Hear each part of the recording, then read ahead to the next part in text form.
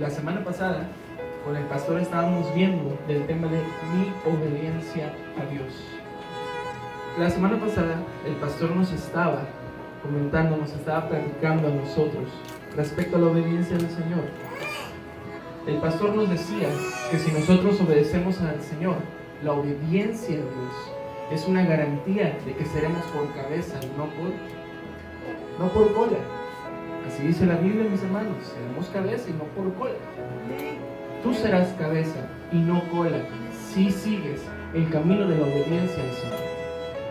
Hay gente, hay personas, hay que incluso van a la iglesia, que se preguntan por qué les va muy mal, por qué nada les sale bien, por qué emprenden algo, fracasan, por qué emprenden otra cosa, por qué tratan de hacer planes y nada les resulta como esperaban, porque no están en pasos de obediencia al Señor. Si tú obedeces al Señor, si tú eres fiel a lo que el Señor te ha pedido y ha demandado de ti, la obediencia te asegurará un lugar entre los importantes. La obediencia te asegurará relevancia. La obediencia, la humillación, te asegurará exaltación. Es así como se maneja con Dios. Ante Dios la obediencia abre puertas. Amén. Vimos también respecto a algunos pecados de desobediencia al Señor. El pastor Daniel nos estaba diciendo respecto a los pecados, placeres sensuales. El pastor nos hablaba también respecto a las mentiras. Vimos también en la enseñanza del pastor respecto al enojo desmedido, enojo fuera de control. ¿Está mal enojarse, mis hermanos? No está mal enojarse, pero la Biblia claramente dice lo que está mal. No se ponga el sol sobre vuestro enojo. No actúen estando enojados. No se desmidan en su enojo. Acerca de robar, el pastor nos decía con la Biblia que trabajemos dignamente. La Biblia lo mencionaba: trabajen dignamente con sus manos, no roben, no se ganen las cosas de manera deshonesta, trabajen dignamente, así se disfruta más el fruto de tus manos. El pastor nos decía también en los mismos pasajes de la Biblia respecto al lenguaje grosero u ofensivo. Grosero, con malas palabras, u ofensivo, que no dice groserías, pero agrediendo a la persona. Eso vimos en la semana pasada de la Biblia, en la Biblia que el pastor nos estaba enseñando algunos pasajes. También vimos que hay razones por las cuales las personas al iniciar el camino de Dios empiezan, pero vuelven para atrás. Algunas razones que el pastor nos daba es que la gente ama más al pecado que a Dios. La gente ama más el pecado que a Dios. Usted y yo como cristianos buscamos en Dios que nuestra mente sea renovada, ¿sí o no? Que nuestro cuerpo no peque más, que nuestra mente y nuestro corazón sean de Dios completamente. Tratamos de no fallarle, pero ¿qué pasa?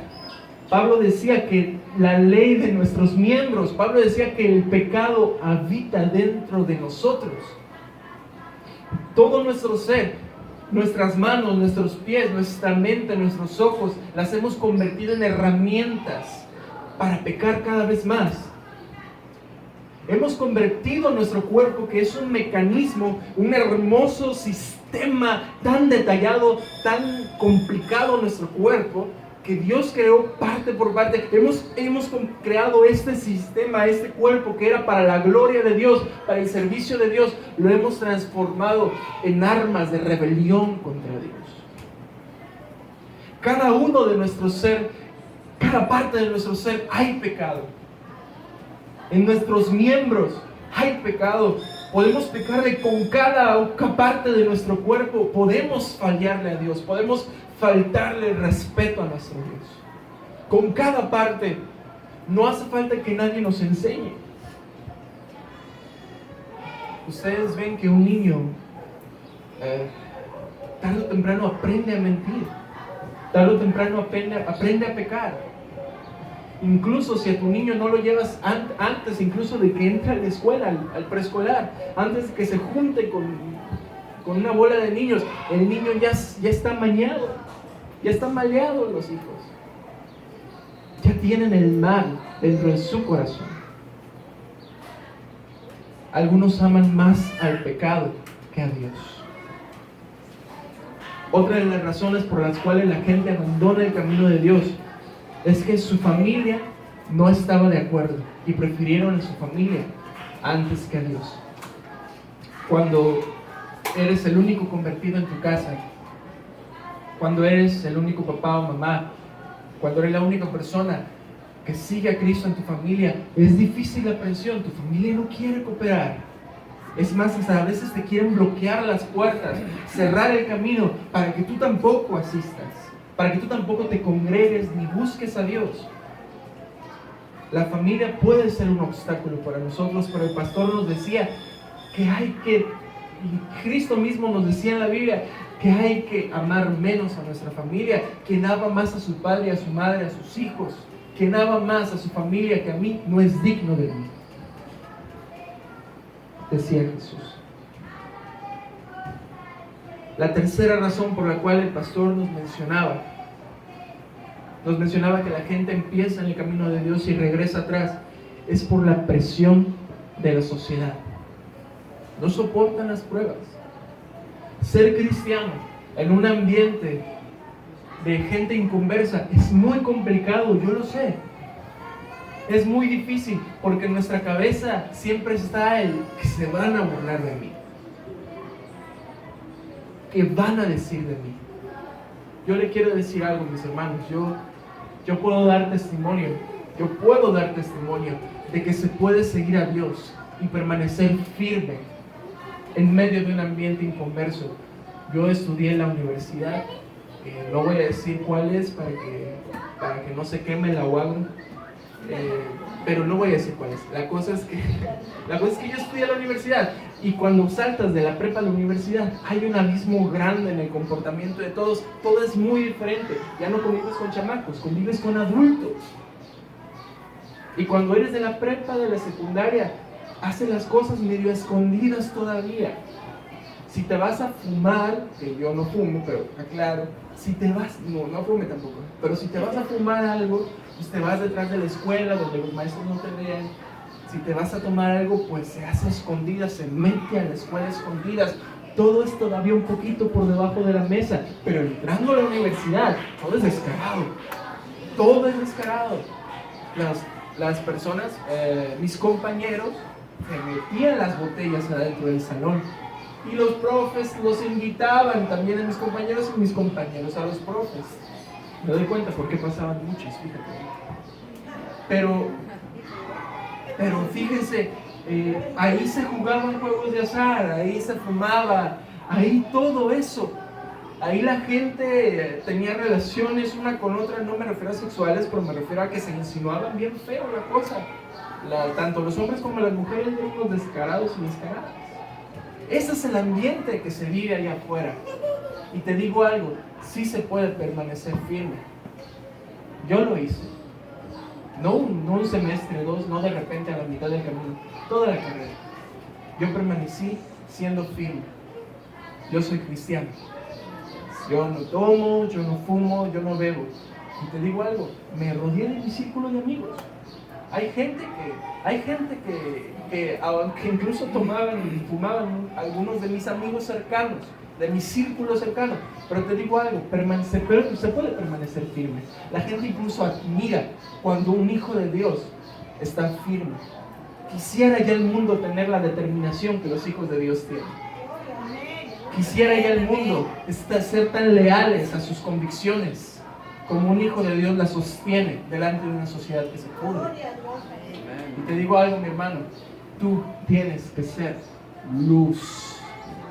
Los demás no van a entender la luz en un principio, no la van a entender, es imposible. Es como, ¿se va a oír? tal vez raro, pero es como mi abuelita tratando de entender la Facebook. No se puede, mis hermanos. Está complicado. Un beso para mi abuelita. No se puede, mis hermanos. No van a entenderlo, se van a burlar, te van a tachar de raro. Pero te digo algo, mientras tu luz ilumine en alto, mientras tú sostengas la bandera de Hijo de Dios, la gente se dará cuenta de la luz de Dios que hay en ti. Amén. Y tarde o temprano tú influenciarás, pero tienes que aguantar primeramente. Tienes que aguantar. No hay victoria sin sacrificio, no hay recompensa sin esfuerzo. Tienes que aguantar.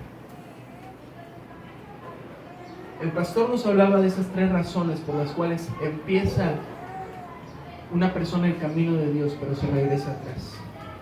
Amor al pecado, la familia, presión de la sociedad. Muy pesada, más en los jóvenes. La presión de encajar en el grupo es muy pesada.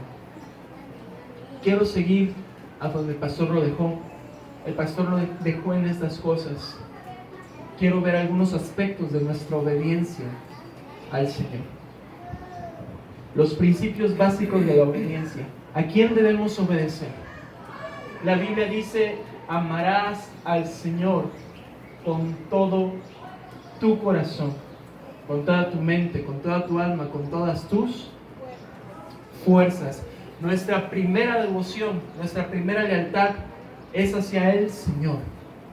Nuestro primer compromiso más grande no es hacia nuestro esposo, esposa, nuestra familia. No es hacia nuestro trabajo. No es hacia nuestro negocio. No es hacia nosotros mismos nuestro mejor compromiso. Es hacia el Señor. Por eso un cristiano, un verdadero hijo de Dios, es capaz de dejar en el camino su propia vida, sus riquezas, lo que sea que tenga, es capaz de renunciar a ello si Dios se lo pidiere, para hacer su voluntad. Cristianos a lo largo de las edades han dado testimonio con sangre de que a Dios se le tiene que honrar primero. Un predicador llamado Charles Spurgeon decía, al predicar a sus fieles, a sus feligreses, decía: mis hermanos, si a mí mi familia se pusiera en mi contra y me dijera a mí, mi familia, deja de seguir a Cristo o nos apartamos de ti. Si tu familia te dijera, deja de seguir a Cristo, o si no, nos vamos de aquí, o tú te vas o nosotros nos vamos. Charles Spurgeon decía: si pasara eso en ese momento, su padre, su madre, su esposa, sus hijos se pusieran así en su contra, decía: si pasara esa oposición en mi vida, yo en ese momento arrojaría de mi lado a mi madre, yo en ese momento apartaría de mi lado a mis hijos, y lo único que podría hacer en ese momento es seguir el camino del Señor. ¿Dónde está tu lealtad? Si te quitaría Dios algo, lo más importante después de Él, en tu corazón, ¿seguirías al Señor? Si te quitara lo que más valioso posees en este momento, lo más valioso, ¿seguirías a Cristo de igual manera? Ante Dios no hay ídolos. A Dios se ama con el corazón, con lo que tú sientes, tus sentimientos, tus afectos tienen que estar dirigidos hacia el Señor. Con tus pensamientos.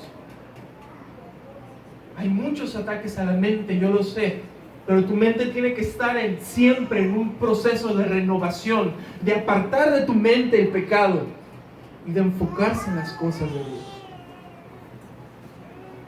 Con toda tu mente, con toda tu alma y con todas tus fuerzas. No es suficiente, mis hermanos, con que pensemos y sintamos cosas bonitas por Dios. Jesús dijo: si me amáis, guardad mis mandamientos. El segundo punto, primeramente a Dios se le tiene que obedecer. Segundo punto, a nuestros padres, para los que son hijos. Hijos, obedeced en el Señor a vuestros padres, porque esto es justo. Esto es justo. Honra a tu padre y a tu madre, que es el primer mandamiento con promesa, para que te vaya bien y seas de larga vida sobre la tierra. Las promesas del Señor, el primer mandamiento con promesa es honra a tu papá, honra a tu mamá. Para los que ya somos casados, para los que ya somos grandes, no significa que, bueno, que mis padres tal vez van a decirme salta y yo salto. Ya la Biblia dice que cuando pues uno se casa, dice dejará el hombre a su padre y a su madre, se unirá a su mujer. Pero Jesús ponía un ejemplo muy claro en la Biblia. Cuando los religiosos de aquel tiempo iban a dejar las cantidades grandes de ofrenda al templo de aquel tiempo de Jesús, iban a dejar las grandes cantidades de ofrenda allá, Jesús les reprochó algo. Jesús los confrontó con algo. La Biblia dice, amarán a su padre y a su madre. Y ustedes, si su padre dice, no tengo nada para comer, ayúdame. Ellos decían, es que todo lo que tengo se lo voy a dar de ofrenda al Señor, no tengo nada para ayudarte. Y de esa manera invalidan el mandamiento de Dios. ¿A los padres se les honra aún de casados, aún de grandes? Claro que sí.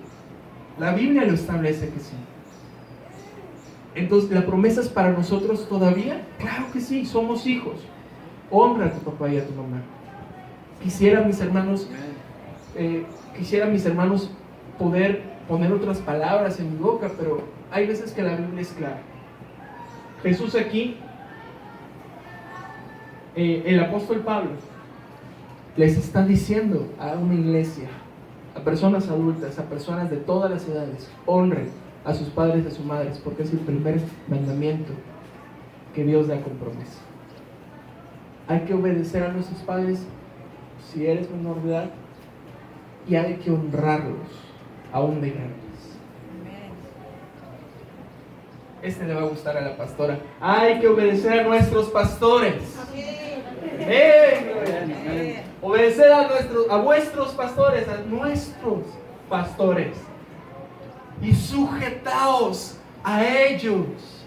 Mis hermanos, el pastor, la pastora, cuando nos dan una ordenanza, nos sujetan al Señor.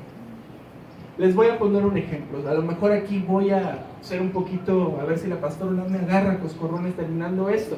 Pero por ejemplo, la pastora nos ha dicho claramente, al menos a mi esposa y a mí, supongo que a las demás hermanas, por ejemplo, que los que están ministrando aquí enfrente, que no traigamos pantalón. Las hermanas, las que están ministrando acá enfrente, las hermanas. Pero nos ha dicho a mi esposa y a mí, nos ha dicho a los dos, pues. Pero a las que están ministrando, a las hermanas, el pantalón, mis hermanos, no es del diablo, lo sabemos. Pero cuando nuestra pastora nos da una orden, nos sujeta al mandamiento de Dios primeramente, y nos sujeta aquí en la tierra, de tal manera que si no le hacemos caso, estamos en desobediencia. Obedeced a vuestros pastores y sujetaos a ello. Cuando el pastor te dice, mi hermano, no vayas por ese camino, no lo hagas, no es una sugerencia. Mi hermano, cuando nuestros pastores hablan con la autoridad del Señor, con años de experiencia en el ministerio, con años buscando en la presencia de Dios, que desearíamos tú y yo hacerlo de esa manera. Nuestros pastores son los líderes espirituales de este lugar, y cuando te dicen algo, no es sugerencia. Ante Dios no fue una sugerencia. Tal vez ellos te sugerirán para suavizártela, pero ante Dios te ataron en el cielo. Es así como es, mis hermanos.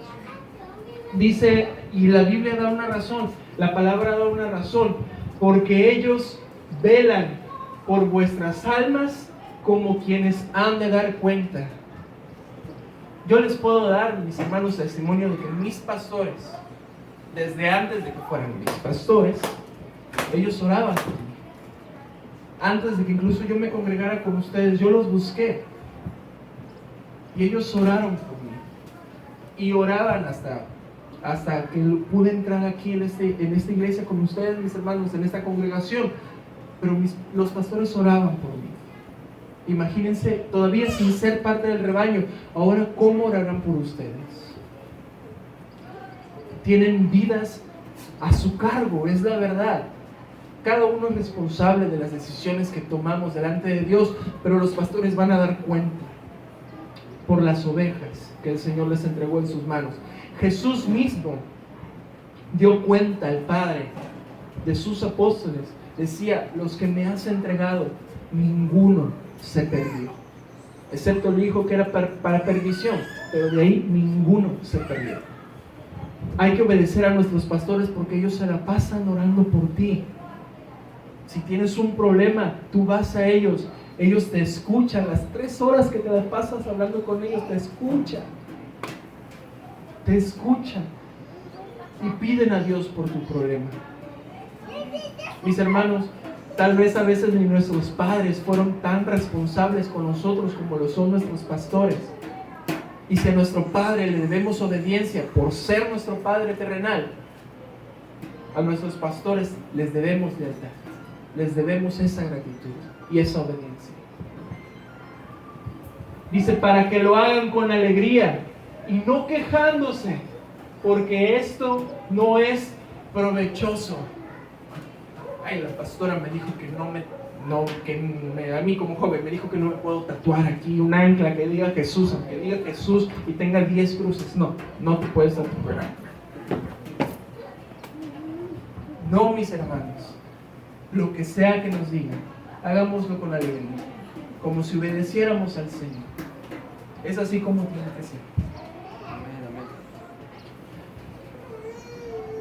Dice, hagámoslo con alegría y no quejándose, porque esto no es provechoso. Si nosotros, mis hermanos, obedecemos a fin de cuentas, pero lo hacemos de mala gana, para Dios tu corazón está en desobediencia.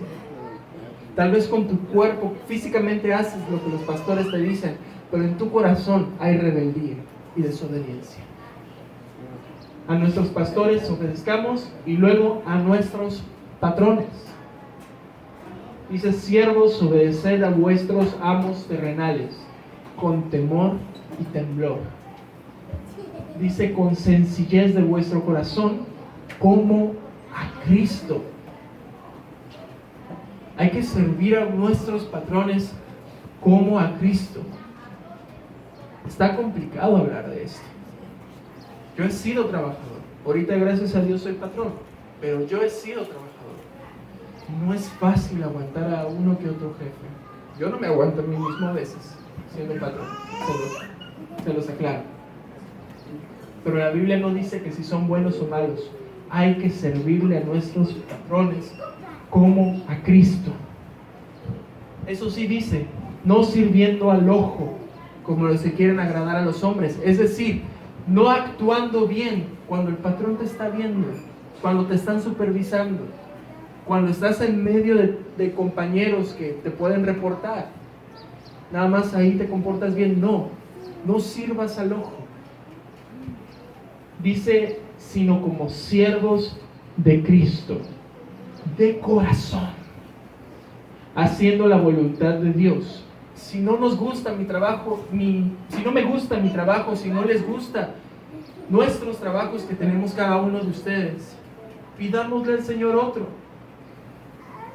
Pidámosle al Señor otro trabajo, donde aunque el patrón esté de repente se le bote la canica, usted pueda decir, mi trabajo, estoy tranquilo, lo hago como para Dios. No agarro de la caja, ¿me están oyendo?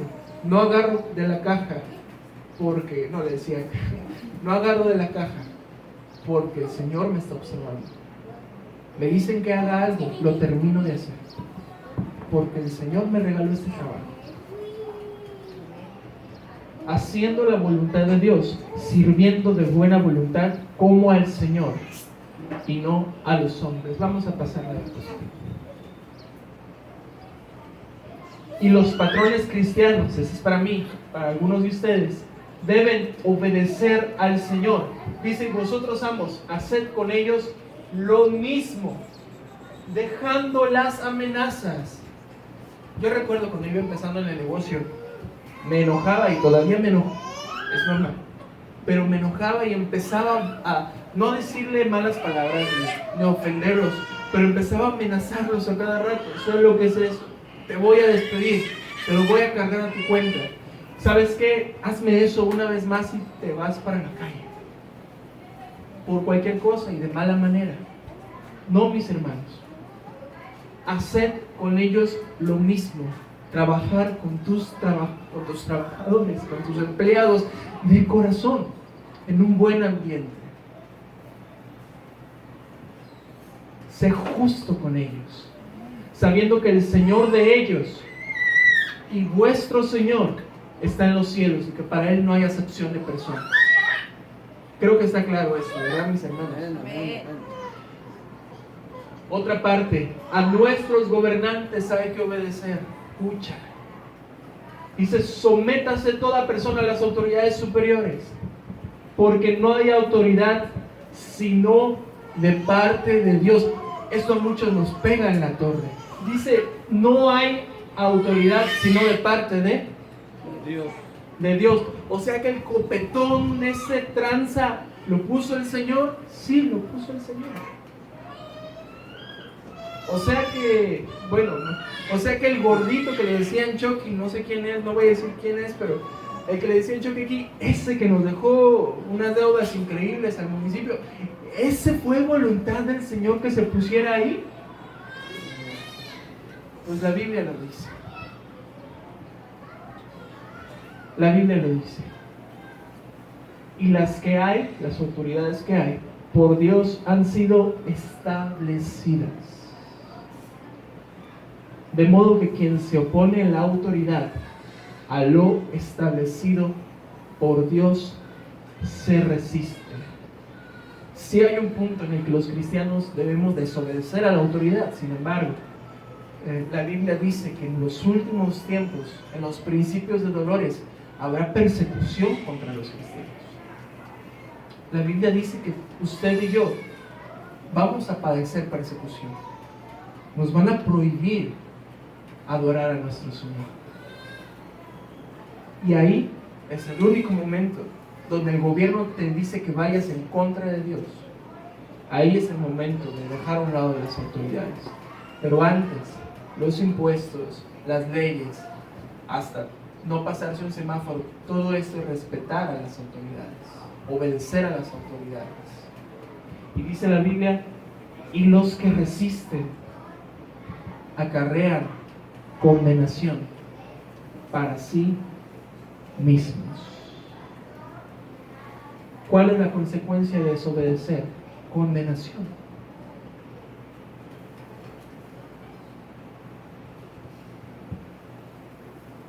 Vamos a pasar a la siguiente diapositiva. Quiero hablarles acerca de los frutos. Nuestra obediencia determina los frutos que nosotros damos. Los frutos de la desobediencia, vimos algunos que les mencionaba: los placeres sensuales, las mentiras, los robos, el enojo desmedido, son frutos de la desobediencia.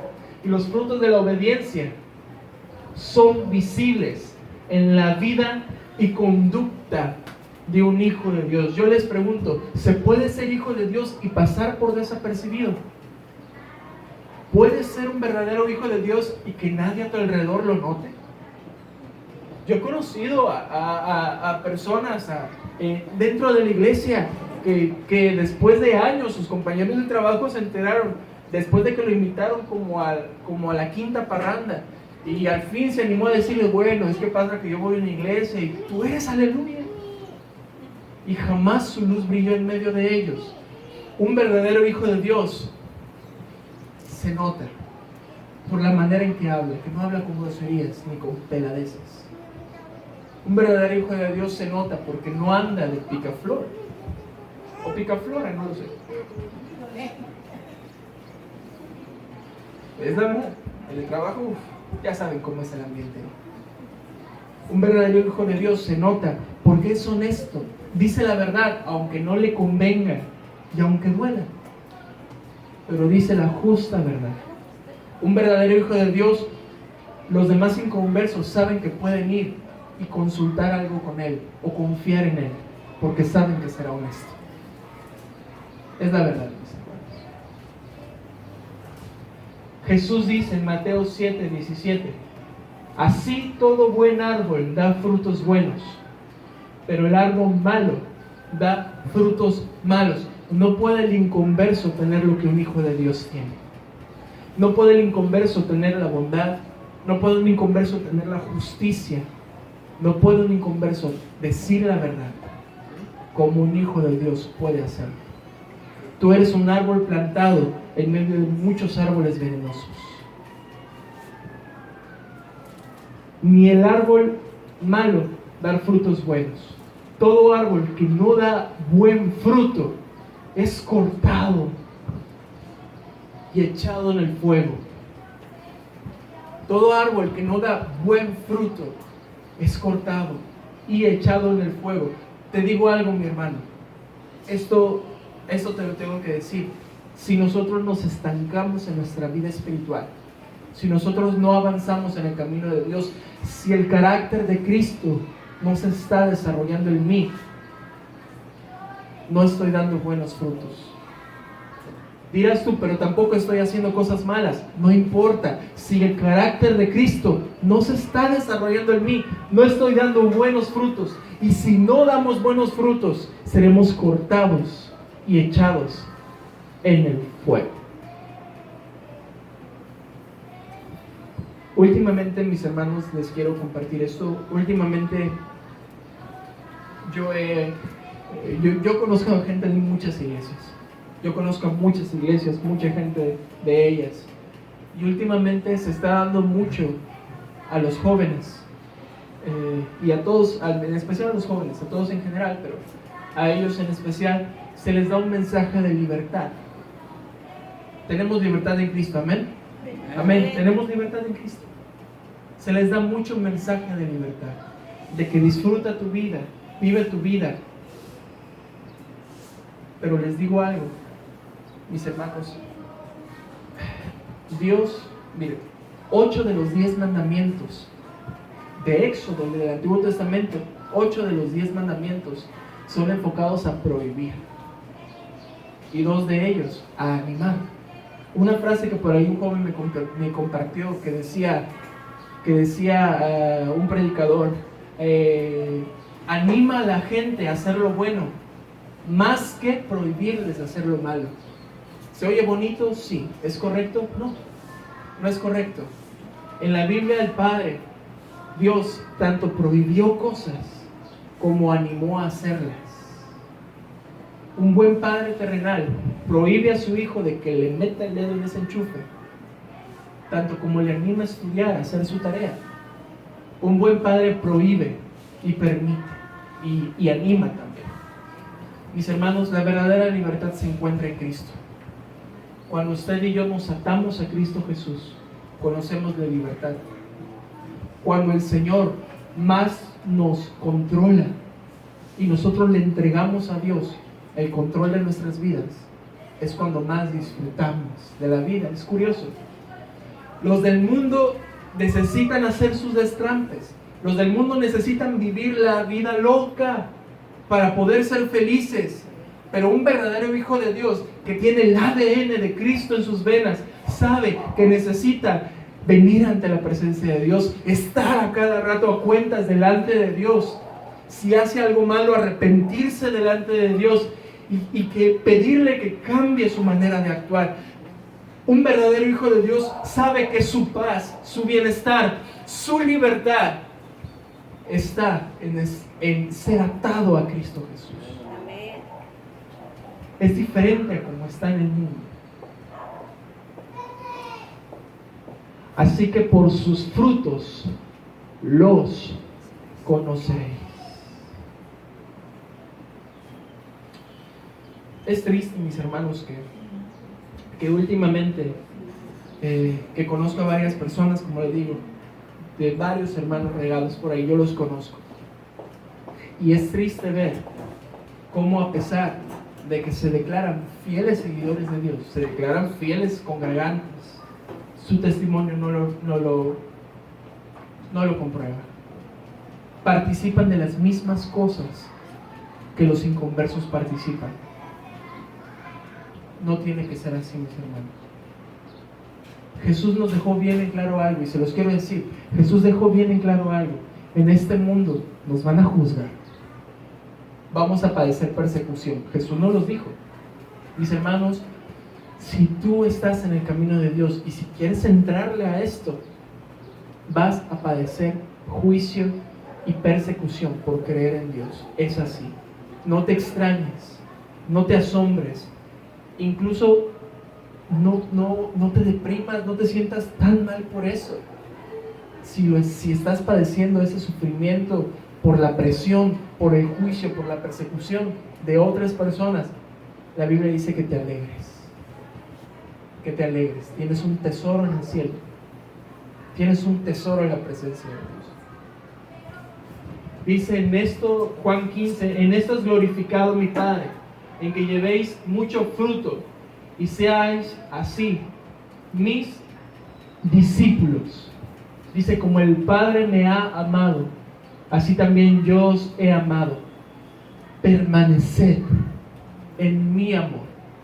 Es necesario, mis hermanos, permanecer. Que un día que nos levantemos y que los astros se alineen y seamos fieles a Dios ese día y el otro día no, mis hermanos. Todos los días, constantemente, me levante del lado izquierdo o derecho de la cama, tenga mis problemas habituales o más fuertes o no tenga ningún problema, me vaya bien o me vaya mal, haya peleado o no haya peleado, a reconciliarse, por cierto, pero la haya pasado mal o no, o la haya pasado bien, tengo que ese día ser fiel al Señor. Tengo que ese día también dar el esfuerzo. Cristo Jesús, mi hermano, cuando dio su vida por ti, mi hermano, mi hermana, cuando Jesús murió en la cruz por ti, su cuerpo desfallecía, claro que sí. Él físicamente estaba devastado, estaba molido totalmente, como si han ido al gimnasio alguna vez, al otro día, haz de cuenta de que el día anterior pues tú hiciste piernas, tú hiciste brazos, tú corriste, me voy a echar todo, tú dijiste ahorita adelgazo 30 kilos y al otro día te arrepientes, no te puedes ni arrastrar. Es así, mis hermanos. Jesús se sentía ahora sí, pero con heridas en todo su cuerpo, expuestas al sol, al polvo. Jesús quería descansar, te lo aseguro, pero Jesús consideró que tú valías más la pena para Él. Te considero a ti, mi hermano.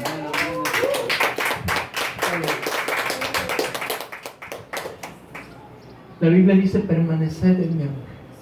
Permanezca. Algo constante, algo que no depende de las circunstancias. Permanezcan en Cristo. Siguiente diapositiva. Dice: ante Dios no hay excusa para no obedecer. Si de verdad amamos a Jesús, dice, su obediencia lo llevó a la muerte y muerte de cruz. Me interesa esto: ante Dios no hay excusa para no obedecer. No le podemos echar la culpa a nada ni a nadie, mis hermanos.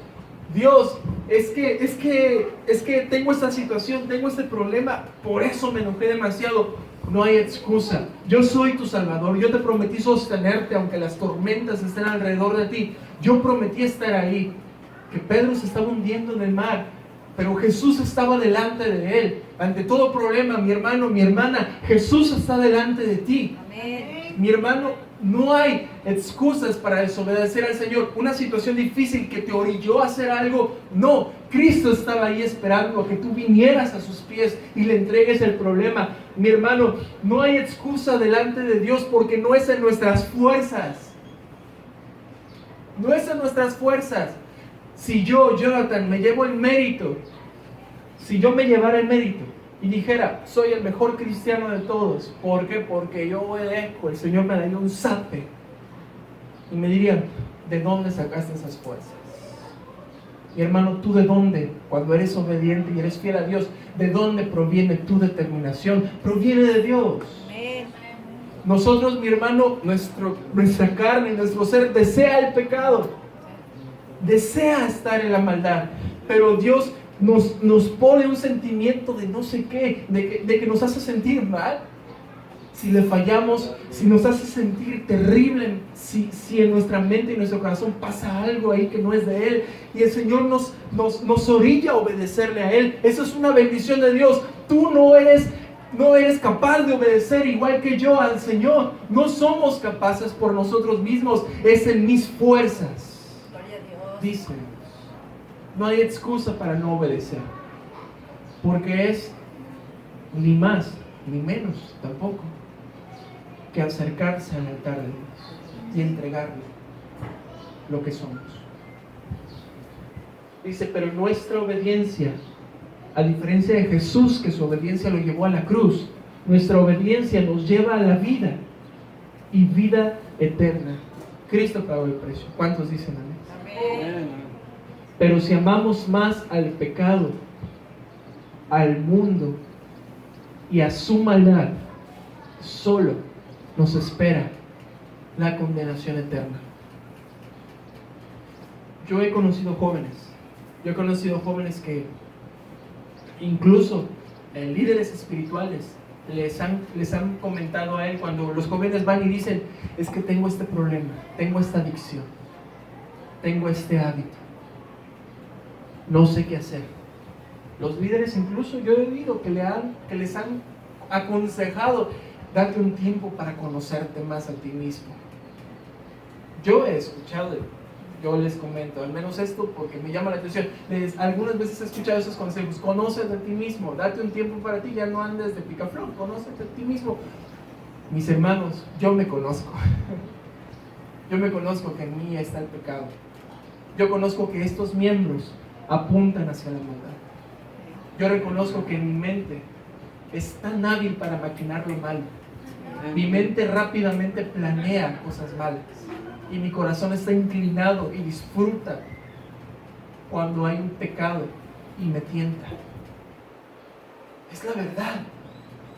Somos unos seres despreciables, porque el Señor, mis hermanos, da todo por nosotros y nuestro ser solo piensa en la maldad. ¿No te has sentido, mi hermano, alguna vez así? Como yo me he sentido también en algunas ocasiones. ¿No te has sentido asqueado de ti mismo? ¿No te has sentido que no te soportas?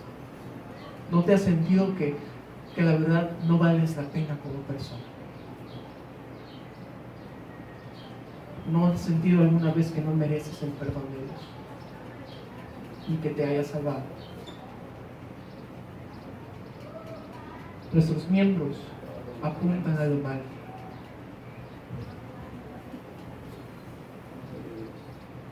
Dice la palabra de Dios: Dios oye a los que hacen su voluntad.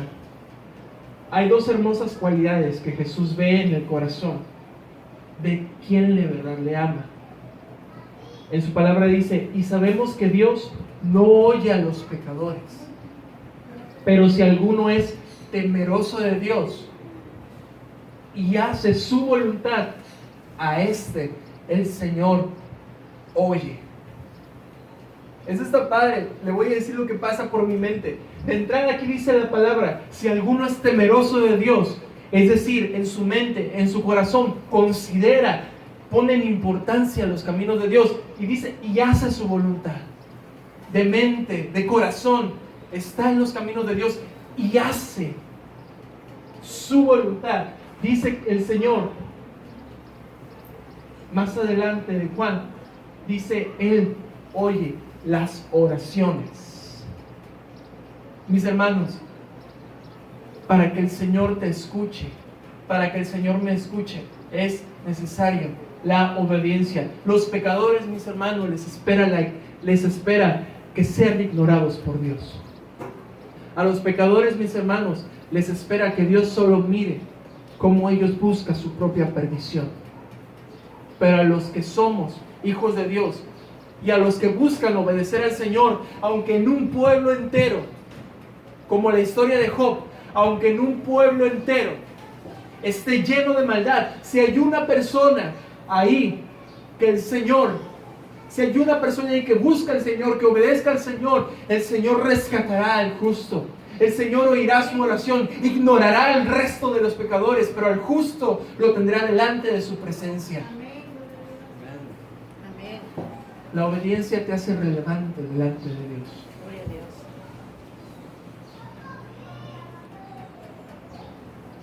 Dice, confiamos en Dios, pues sabemos que Él nos oye si le pedimos algo que a Él le agrada.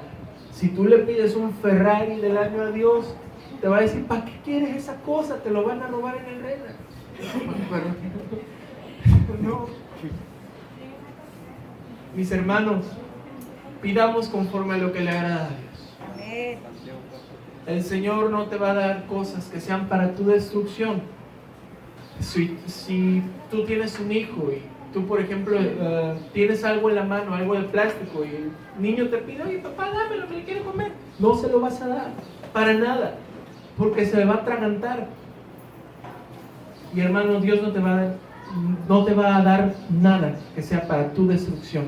Si tú le pides a Dios y el Señor te niega algo, ten en cuenta que sus caminos son más altos que los tuyos. Su entendimiento y su sabiduría sobrepasan la nuestra. Nosotros vemos todo desde aquí abajo, pero el Señor ve el mundo desde la palma de su mano y Él sabe lo que es mejor para ti. Ya lo hemos visto, ¿verdad? Dios sabe lo que es mejor para ti. Dice, y así como sabemos que Él oye nuestras oraciones, también sabemos que ya nos ha dado lo que le hemos pedido. El Señor ya ha contestado tu petición desde antes de que tú la hagas. El Señor ya ha contestado tu oración. Eso es increíble. Busca al Señor. Yo te animo, mi hermano, en esta tarde. Busca al Señor. Cuando ores al Señor, no ores con incredulidad. Busca como si el Señor ya te hubiera preparado tu respuesta, tu regalo, como un niño que se acerca al padre, a su padre casi a Navidad.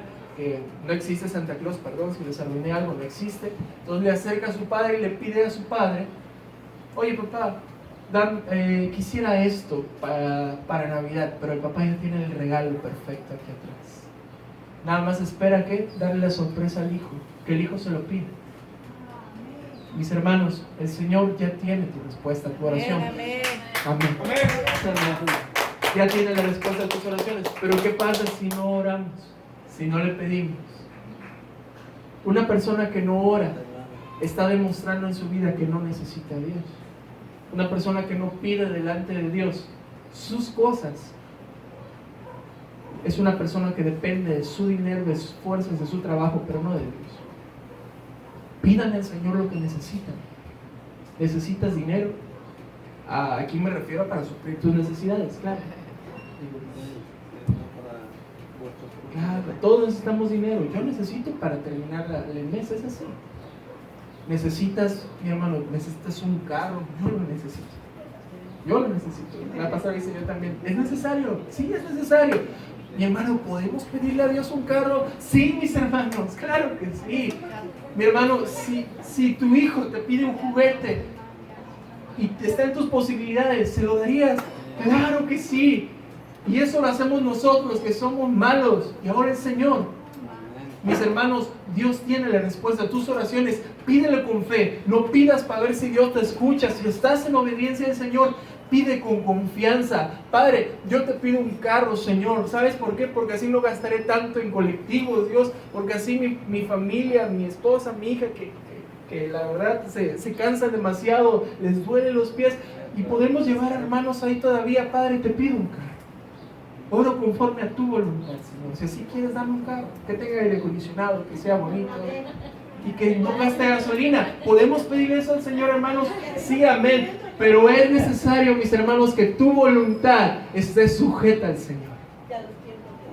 Y exactamente, dice la pastora bien, y a los tiempos del Señor. Quiero un carro ya, Padre, quiero un carro ya. No, quiero un carro, es que Padre, Dios sabe. Dios sabe. Insiste en oración al Señor. Si no te dio algo a la primera del Señor, vuelve ante Él nuevamente.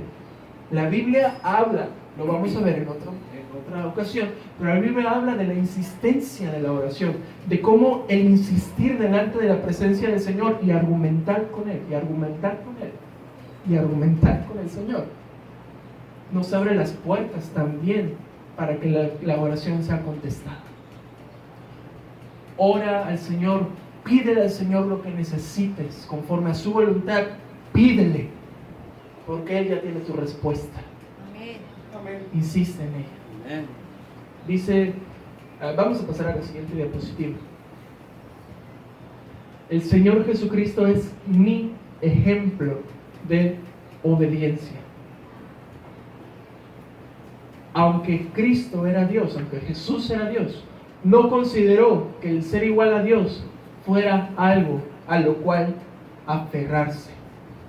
Dice, en cambio, renunció a sus privilegios divinos. Jesús dejó de estar en el trono de gloria por un momento. Dice, en cambio, renunció a sus privilegios divinos.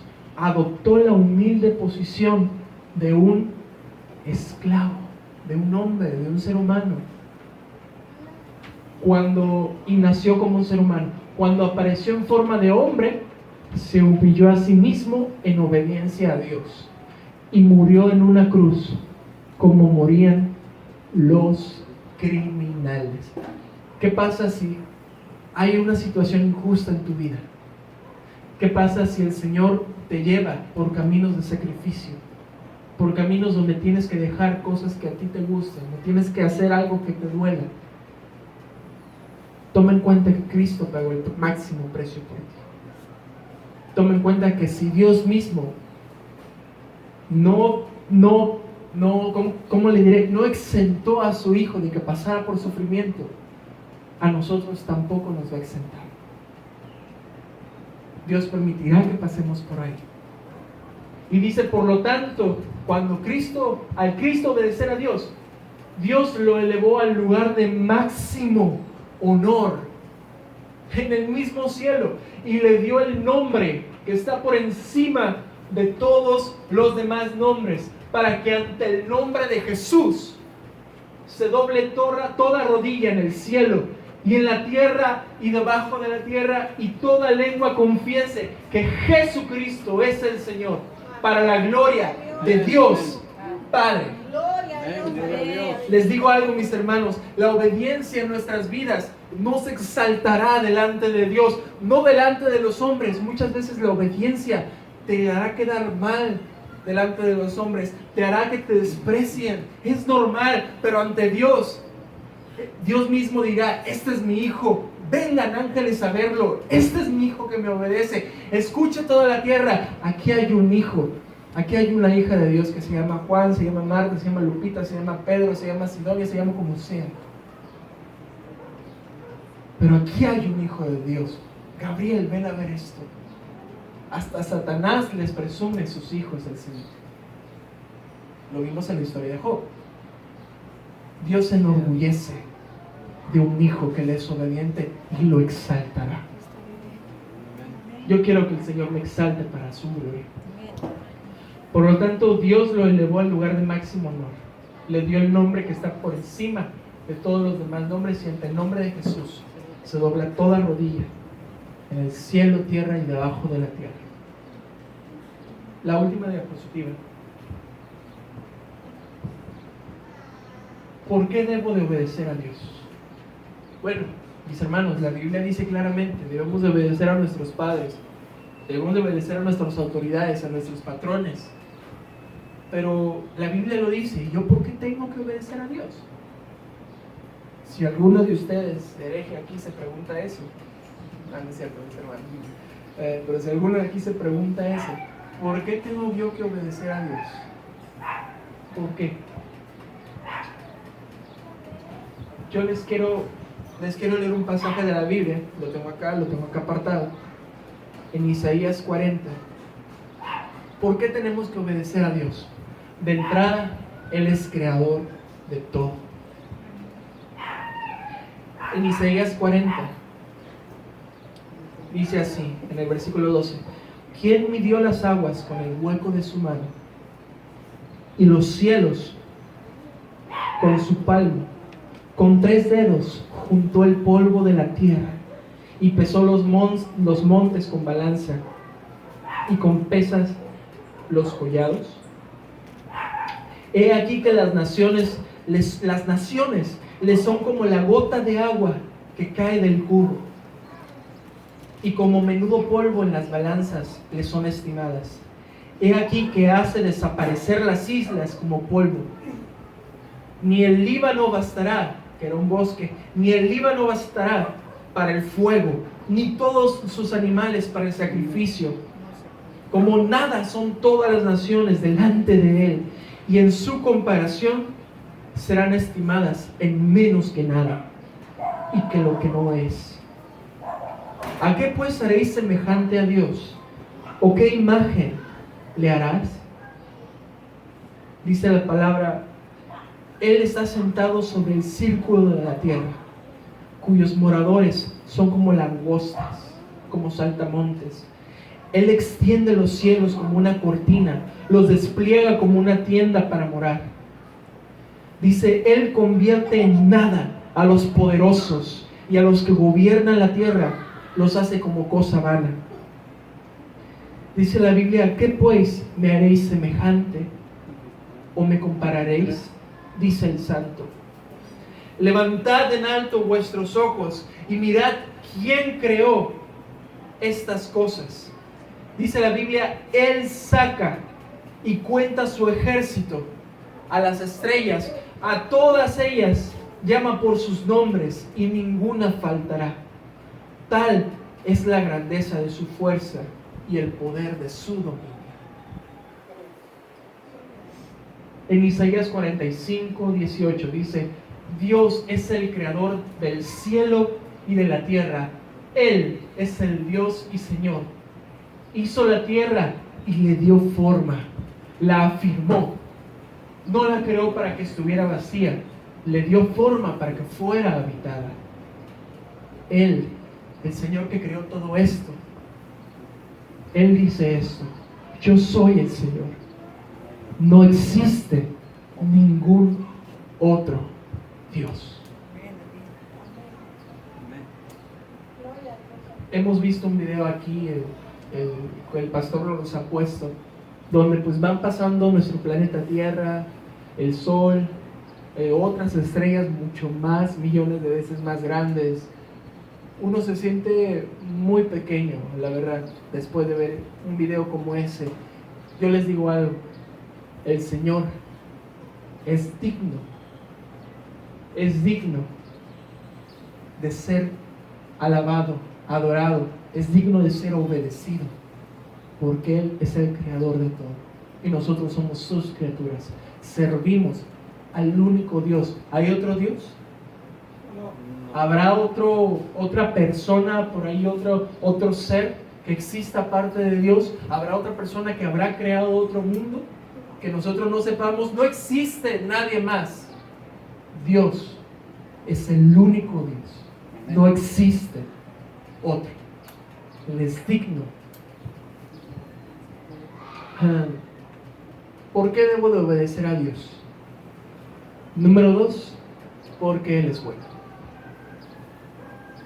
O sea, por gratitud le debemos obedecer al Señor. El Salmo 138, versículo 7 dice: Dios mío, aunque esté angustiado por los problemas, tú me salvarás. Me protegerás de la furia de mis enemigos. Señor, tú cumplirás lo que has prometido hacer para mí. Señor, tu fiel amor es para siempre. Por esto sé que no me abandonarás. No abandonarás a quien tú mismo creaste. Salmos 13:5 dice: pero yo desde ya confío en tu gran amor. Me gozo porque tú me has salvado. Te cantaré salmos, Señor, porque tú siempre buscas mi bien. Dios, si fuera alguien tirano, si fuera alguien que no se preocupara por nosotros, ¿Él seguiría siendo digno de ser adorado? Sí. Él creó todo, todo es de Él. Pero creo que la razón más fuerte que tiene que estar en nuestros corazones, la razón más fuerte que nos tiene que llevar a rechazar el pecado, la razón más fuerte cuando venga la tentación a nuestra vida, la razón más fuerte que tiene que decirnos dentro de nosotros, que tiene que decir no al pecado, es porque Él ha sido bueno con nosotros. Él ha sido bueno con usted, Él ha sido bueno conmigo. Una vez un predicador mencionaba a mis hermanos en la predicación, decía desde su corazón, los momentos en que más he estado quebrantado delante del Señor, los momentos en el que más he llorado delante de la presencia de mi Dios, no han sido cuando me arrepiento por pecado, cuando siento el juicio de Dios encima de mí y siento que ya va a retirar sus manos de mi vida y ya me va a dejar morir, y yo vengo y me arrepiento delante de Dios y le suplico y pido misericordia. Esos no han sido los momentos que más me he quebrantado delante de Dios, ¿no? Los momentos más fuertes, los que he vivido delante del Señor, han sido cuando Él ha sido bueno conmigo, cuando puedo ver su misericordia en mi vida, cuando a pesar de que yo soy malo, Él me es fiel, Él me provee, Él me da, Él me cuida. Y cuando yo veo tales bondades de Dios en mí, yo no puedo más que caer a sus pies. Cuando yo comparo mi maldad, cuando yo comparo mi injusticia, cuando yo comparo la porquería de persona que soy y comparo lo hermoso, lo fiel que es mi Dios conmigo, yo no puedo más que caer ante Él. Quiero contar una historia para terminar. Quiero contar una historia a ustedes que yo tuve, les comento, y la quiero honrar así. Yo tuve la mejor maestra de niños que yo pude tener fue mi tía Sara. Era una, bueno, no la conocí, yo sé, pero era una maestra increíble. Nos enseñaba cánticos nuevos, igual que mi esposa lo hace, por cierto. Nos enseñaba cánticos nuevos, nos enseñaba palabra de Dios, hacíamos actividades muy bonitas, manualidades, nos contaba historias, algunas veces de la Biblia, otras veces ella las hacía, las historias, donde nos enseñaba principios de Dios. Les quiero compartir uno. Me costó trabajo recordar. No es cierto, me la sabía, pero sí algunos detalles. La oía a los 6 años, imagínense. Había una vez un niño muy bonito y apuesto, un niño que se llamaba Jonathan. Mis hermanos, es mi predicación. Cuando ustedes prediquen, le ponen el nombre que quieran. No es cierto, mis hermanos. Pero se llamaba Jonathan, así me la contó mi tía, se llamaba Jonathan. ¿Qué sé yo? Su familia tenía una casa cerca del río. Cada día, al salir de la escuela, Jonathan veía cómo los otros niños se divertían en el río. Se divertían con barquitos, con barcos. Había muchos tipos de barcos. Había de plástico, había de madera, los más caros. Dice, había pequeños, había medianitos, más medianitos. Había unos barcos baratos y otros muy caros. Y Jonathan deseaba muchísimo, dice, jugar con los niños, pero no tenía un barco. Jonathan corrió con su papá a la casa y le pidió a su papá que le comprara un barquito. Pero su papá le contestó que no les alcanzaba el dinero pues para comprarle uno. Jonathan se puso muy triste y durante varios días él pensaba y pensaba cómo le iba a hacer para tener su barquito. Hasta que un día encontró un pedazo de tronco. En el camino se encontró un pedazo de tronco de un árbol y se puso muy alegre porque se le ocurrió la idea de que él haría su propio barco. El papá de Jonathan le compró unas herramientas y Jonathan inmediatamente se puso manos a la obra. Cada día después de la escuela, Jonathan se apuraba a llegar a su casa y después de hacer sus deberes, después de la comida, se pasaba todo el día trabajando en su barquito, tallando cada detalle. Tallaba el timón, los postes, tallaba la popa, la proa, no sé qué más tiene un barco, así que hasta ahí lo tallaba detalladamente su barco, trabajaba en él. Dice, y así durante un año, cada día después de la escuela, trabajó en su barquito, hasta que por fin un día terminó. Y Jonathan escribió a un lado del barquito su nombre, Jonathan. Después de que se secó la pintura, Jonathan inmediatamente agarró su barquito y corrió al río con los demás niños y puso su barco en el agua. Todos los niños se quedaban boquiabiertos con el barco tan bonito de Jonathan y le preguntaban, ¿quién te lo compró? Pero él decía, nadie. ¿Tú lo compraste? Entonces, ¿cuánto te costó? Yo lo hice. También había quienes querían comprárselo, claro, pero él decía, no puedo venderlo. ¿Pero por qué? Porque es mi barquito. Yo lo hice. Y Jonathan se la pasaba en el río jugando con su barquito todos los días. Una noche habían truenos y relámpagos. Era una noche en la que se vino la lluvia. Truenos, relámpagos, llovía muchísimo y el viento soplaba con mucha fuerza. Y Jonathan sentía la curiosidad de ir al río a ver cómo se meneaba su barquito en las olas, a ver cómo el viento lo guiaba. Entonces Jonathan agarró de la puerta de su casa un paraguas y con todo y lluvias agarró su barquito, agarró el paraguas y se salió.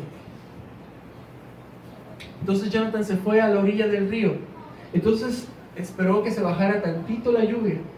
Entonces puso su barco en el mar, en el agua del río. Entonces ahí estaba, ay, mi barquito, y que se estaba yendo el barquito. Y no, ¿dónde vas, barquito? ¿Dónde vas? Vente para acá. Y lo volvía a poner en el barquito, lo veía cómo se oleaba así, con las olas, cómo se movía, y de repente que venía una ráfaga de viento y las velas lo llevaban. No, barquito, ¿dónde vas? Vente para acá, barquito, vente para acá.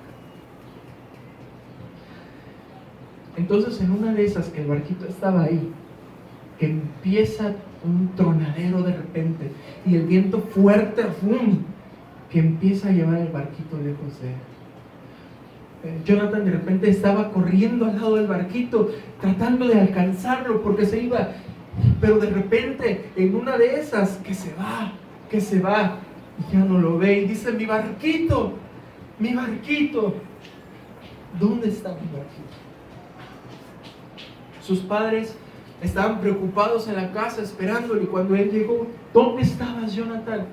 Papá, he perdido mi barquito. Mi querido, mi hermoso barquito que me costó mucho. Lo perdí, se lo llevó el río. De ahí Jonathan no volvió a hacer otro barco. Jonathan lo que hizo fue olvidarlo simplemente. Se sentía mal, claro, lo olvidó. Como el tiempo cura las heridas en algunos casos. Entonces, el tiempo pasó. Jonathan dejó de ser un niño. Pasó a la adolescencia. Difícil, pero pasó a la adolescencia. Y llegó a ser un adulto. Jonathan se casó. Jonathan tuvo un hijo. Jonathan estaba muy feliz con su esposa.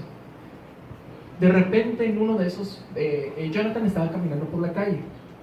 Entonces Jonathan vio en una tienda de antigüedades. Y cuando ve dentro de la tienda de antigüedades, dentro de la ventana, se quedó.